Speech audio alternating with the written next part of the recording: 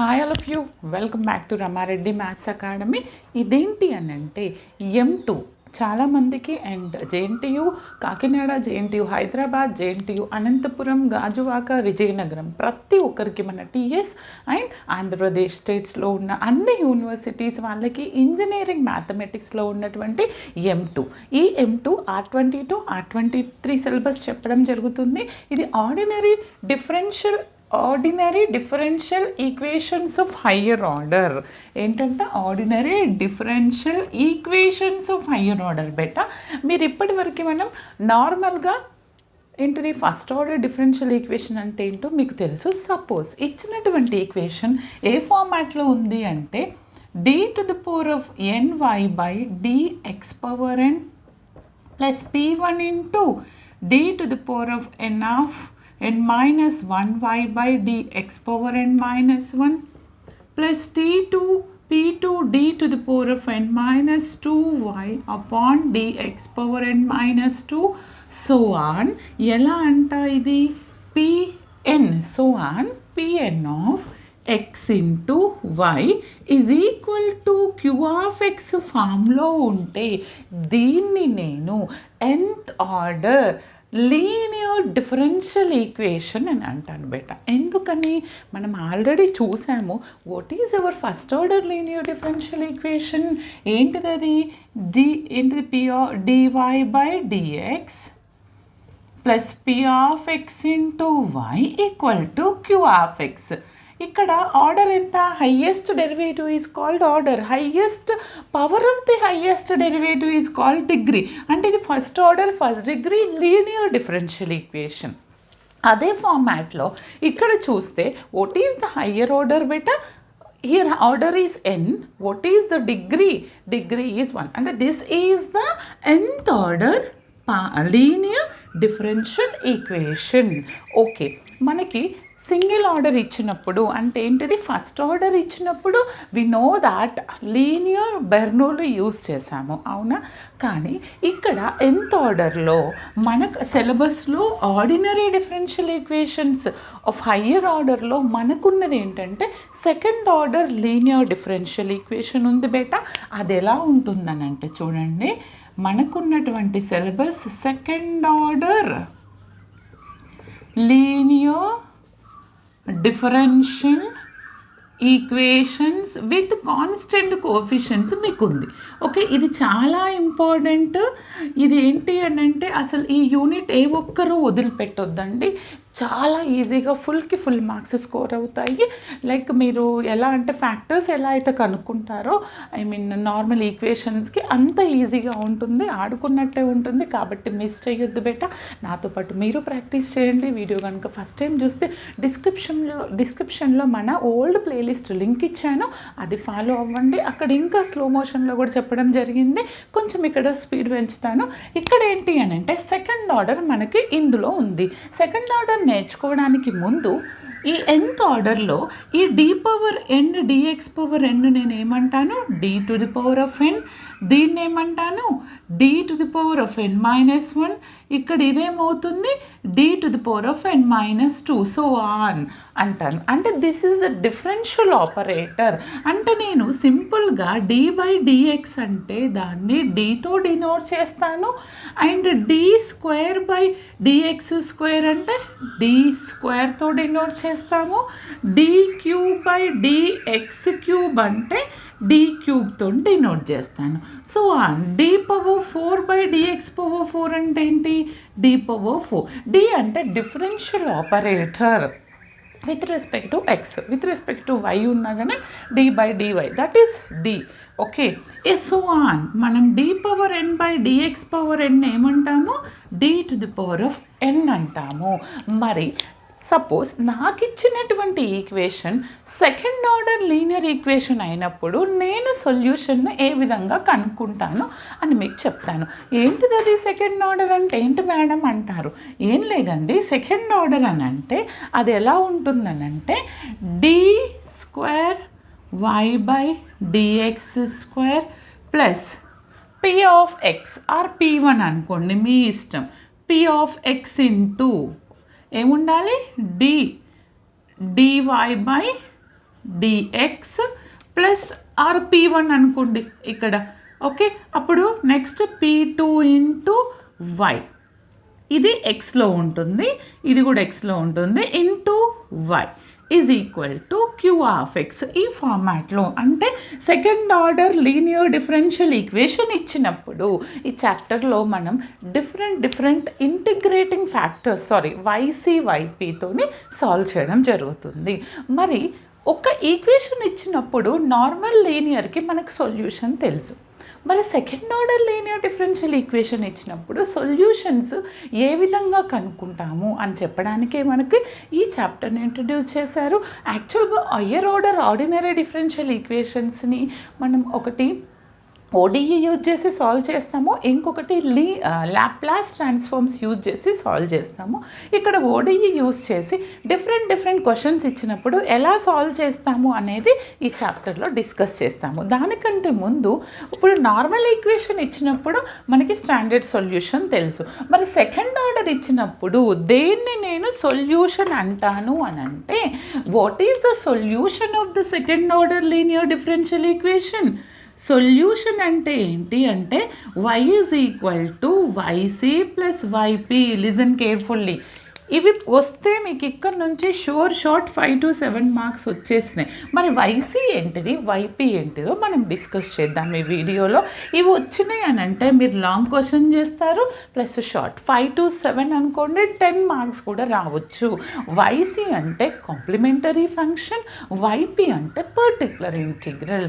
ఈ పర్టికులర్ ఇంటిగ్రల్లో మనకి 6 to 7 methods ఉన్నాయి. అవి ఒక్కొక్కటి 1 by 1 డిస్కస్ చేద్దాము. మరి వైసీ ఎప్పుడు కనుక్కుంటాం, వైపీ ఎప్పుడు కనుక్కుంటాం అనేది నేను ఇప్పుడు చెప్తాను. ఆ వైసీలో ఏం ఫార్ములాస్ యూజ్ చేస్తామని కూడా చెప్తాను. చూడండి, ఇక్కడ ఏం లేదండి, వెరీ సింపుల్. ఇప్పుడు సపోజ్ నాకు ఇచ్చినటువంటి ఈక్వేషన్ చూడండి, బోర్డ్ రబ్ చేసి మనం క్లియర్గా 1 by 1 ఎక్స్ప్లెయిన్ చేస్తాను. బట్ వీడియోని మాత్రం స్కిప్ చేయొద్దు, నీట్గా వినండి. చూడండి, నేను ఇక్కడ వైసీ అంటే ఏంటిది, వైసీ ఎప్పుడు కనుక్కుంటాం, ఏ విధంగా కనుక్కుంటాం అనేది చెప్తాను. వైసీ అంటే కాంప్లిమెంటరీ ఫంక్షన్. ఇన్ జనరల్గా మనకి సొల్యూషన్ అంటే లీనియర్ ఫస్ట్ ఆర్డర్కి స్టాండర్డ్ ఫార్ములా ఉంది. మరి సెకండ్ ఆర్డర్ లీనియర్ ఈక్వేషన్కి సొల్యూషన్ ఎప్పుడు అంటామంటే జనరల్ సొల్యూషన్ రాస్తాము, y is equal to Y C plus Y P. మరి వైసీ ఎప్పుడు కనుక్కుంటాం, వైపీ ఎప్పుడు కనుక్కుంటాం అంటే ఇచ్చినటువంటి equation F D of Y is equal to 0 ఉంటే మనము ఓన్లీ వైసీఏ వస్తుంది. అంటే ఆర్హెచ్ఎస్ వైపు అటువైపు ఇక్కడ 0 ఉంటే మనకు ఓన్లీ వైసీఏ వస్తుంది సొల్యూషన్లో. ఓకేనా, ఇది గుర్తుపెట్టుకోండి. అండ్ ఒకవేళ బోత్ సైడ్స్ ఉంటే అంటే F D of Y is equal to Q of X ఫార్మాట్లో ఉంది అనుకోండి, నాకు 2 వస్తాయి. ఏంటిది, వైసీ వస్తుంది, from here I will get YC and from here I will get YP. రెండింటిని యాడ్ చేస్తే నాకు జనరల్ సొల్యూషన్ వస్తుంది. ఇది ఫర్దర్గా చూస్తాము. ఇప్పుడు సింపుల్గా జనరల్ సొల్యూషన్ ఎలా రాస్తాము లేదా సొల్యూషన్ వైసీ ఎలా కనుక్కుంటామంటే, ఇది నాకు second order linear differential equation. దీన్ని డిఫరెన్షియల్ ఆపరేటర్ యూస్ చేసి d2/dx² అంటే d² అంటాను, d² of y plus p1 into dy plus p2 of y is equal to Q of X కదండి. ఈ మొత్తం 3 టర్మ్స్లో ఏది కామన్ ఉంది, నాకు ఇక్కడ y కామన్ ఉంది. y కామన్ తీసేస్తే నాకు లోపల ఏముంటుంది చెప్పండి, d² plus p1d plus p2 is equal to Q of X. ఎప్పుడైతే ఈ ఈక్వేషన్ ఉందో ఏం లేదంటే ఈ ఎఫ్ డి ఆఫ్ వై, దీన్ని నేను ఏమనుకుంటున్నాను, ఎఫ్ ఆఫ్ డి అనుకుంటే the function in terms of our polynomial in terms of D అనుకుంటే ఇదేంటిది Y. F D of Y is equal to Q of X. Suppose I don't have any value, ఇక్కడ 0 ఉంది అనుకుంటా నేను. ఇప్పుడు వైసీలో ఇక్కడ 0 ఉంటే అంటే F D of Y is equal to 0 ఫామ్కి కన్వర్ట్ చేసిన తర్వాత మీరు ఏం చేయాలి, write the auxiliary equation. Auxiliary equation అంటే ఏమంటాము అని అంటే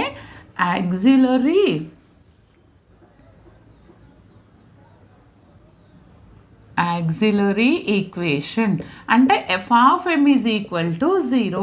In the place of d put m అంటే fd of yలో f of m is equal to 0ని నేను ఆక్సిలరీ ఈక్వేషన్ అంటాను. మరి ఆక్సిలరీ ఈక్వేషన్లో నుంచి నాకు సొల్యూషన్ వస్తుంది. ఆ సొల్యూషన్ రావాలి అని అంటే నాకు ఫస్ట్ కొన్ని బేసిక్స్ తెలిసి ఉండాలి.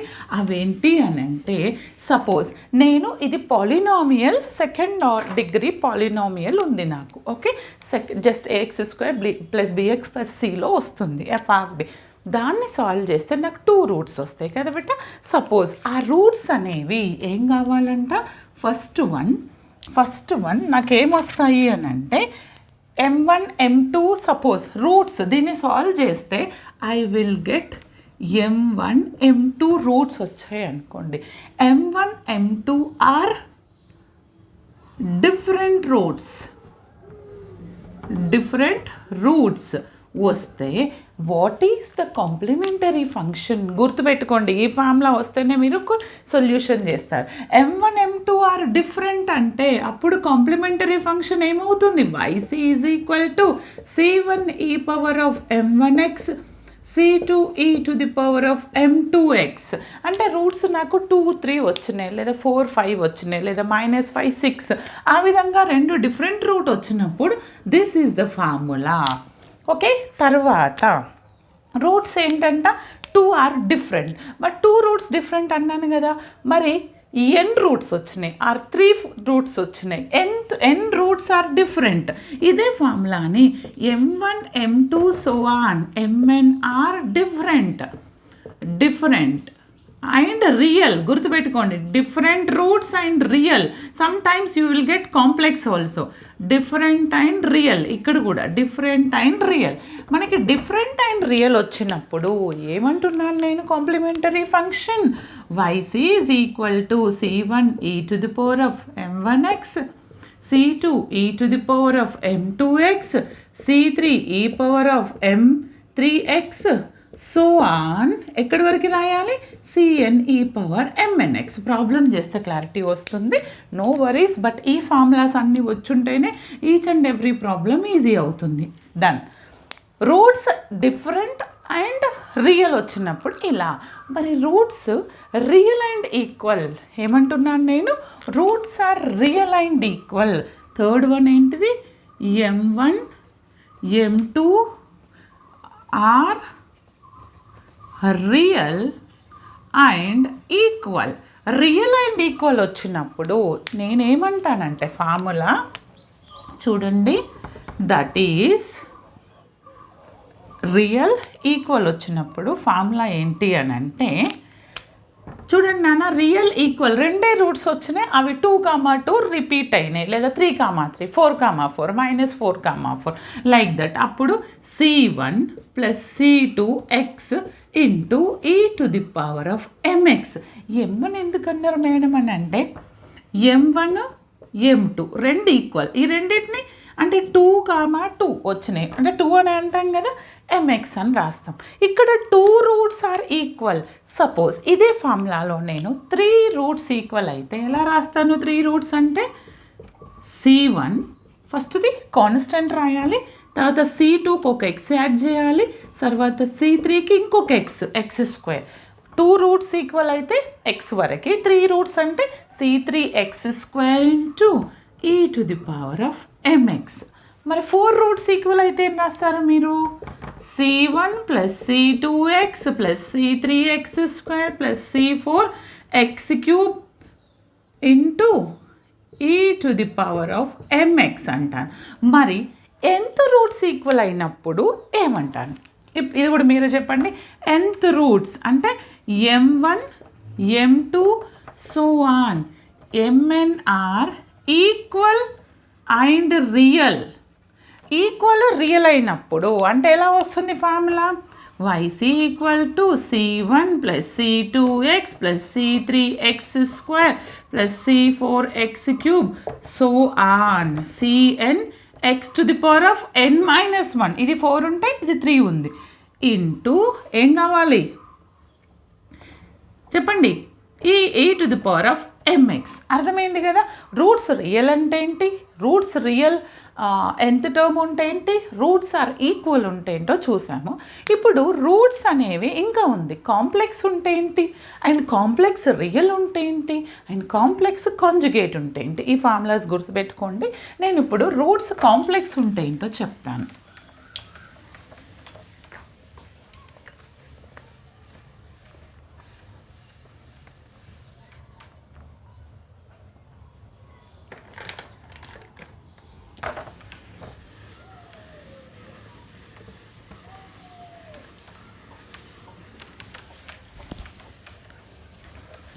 ఇక్కడ ఏమంటున్నాను, roots are complex.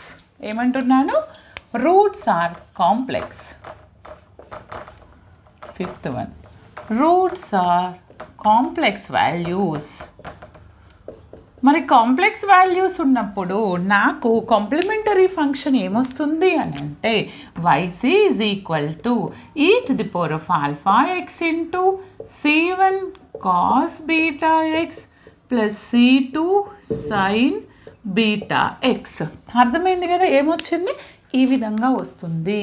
c1 cos beta, c2 sin beta. ఎప్పుడు ఇది ఆల్ఫా, రూట్స్ అనేవి alpha plus or minus or alpha plus I beta ఫామ్లో ఉన్నప్పుడు, ఆల్ఫా ప్లస్ ఐ బీటా అంటే complex values like 2 + 3i 4 + 7i ఆ విధంగా. మరి రూట్స్ అలా కాదు మేడం, నాకు ఇలా వచ్చింది. ఫర్ ఎగ్జాంపుల్ రూట్స్ అనేవి, రూట్స్ ఆర్ రియల్.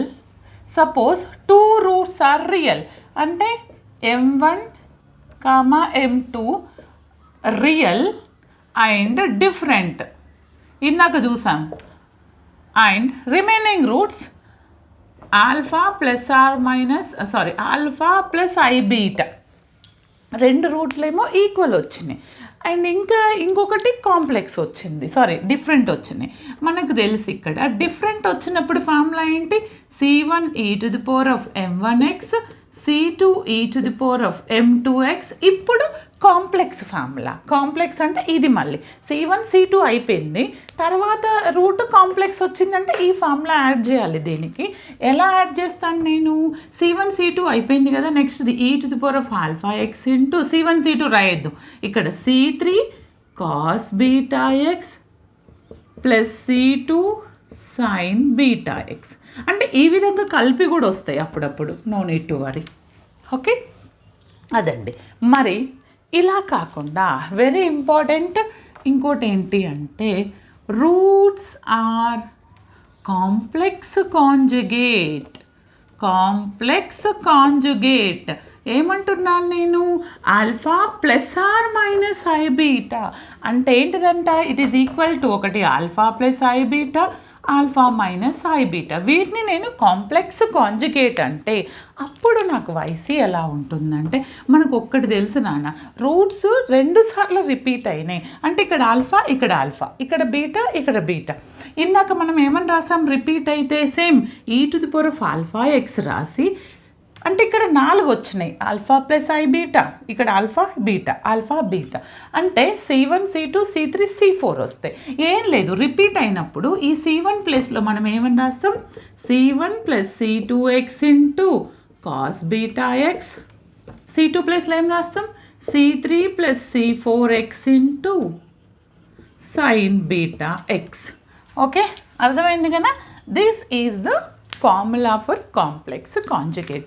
మరి ఒక్కొక్కసారి ఇంకా కొంతమందికి doubt, madam 2 roots complex conjugate వచ్చినాయి, ఇంకా 2 రూట్స్ ఈక్వల్ వచ్చినాయి. ఒక 2 రూట్స్ ఇదేమో కాంప్లెక్స్ కాంజుగేట్, ఇంకొకటి m1 = m2 = m. అప్పుడు ఎలా రాస్తాము అని అంటే మీకు ఫస్ట్ సింపుల్గా తెలుసుంటే ఏ విధంగా ఇచ్చినా రాయొచ్చు.